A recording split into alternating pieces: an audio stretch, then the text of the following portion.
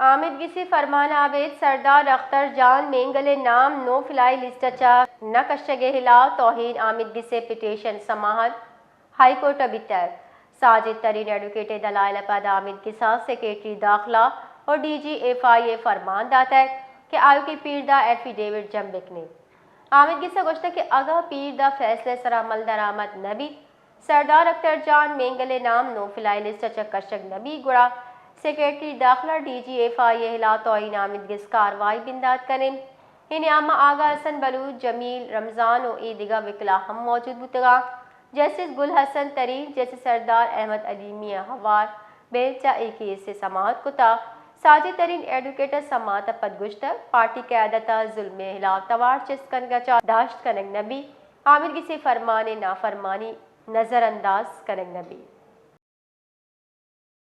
इधर कता line sir मौजूद है बिलाल फेरोज। जी बिलाल फेरोज, तफसीलात से आगाह कीजिए। जी बिल्कुल, सरदार अख्तर मेंगल का नाम अदालती हुक्म के बावजूद नो फ्लाई लिस्ट से ना निकालने के खिलाफ दायर तौहीन अदालत की पिटीशन पर बलूचिस्तान हाई कोर्ट में अहम समाअत हुई है। समाअत के दौरान साजिद तरीन एडवोकेट के दलाइल के बाद अदालत ने सेक्रेटरी दाखिला पाकिस्तान और DGFIA को आइंदा पीर तक अपना तहरीरी एफिडेविट जमा कराने का हुक्म दे दिया है।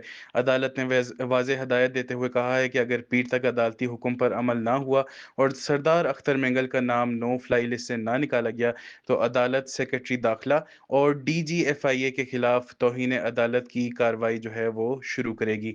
समाअत के दौरान आगा हसन बलोच एडवोकेट, जमील रमज़ान एडवोकेट और दीगर वकला भी मौजूद थे।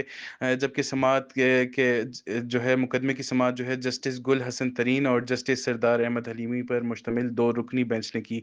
अदालती कार्रवाई के बाद जो है साजिद तरीन एडवोकेट ने मजीद कहा कि ऐसे हथकंडों से पार्टी क़यादत को जो है जुल्म के खिलाफ आवाज़ उठाने से नहीं रोका जा सकता।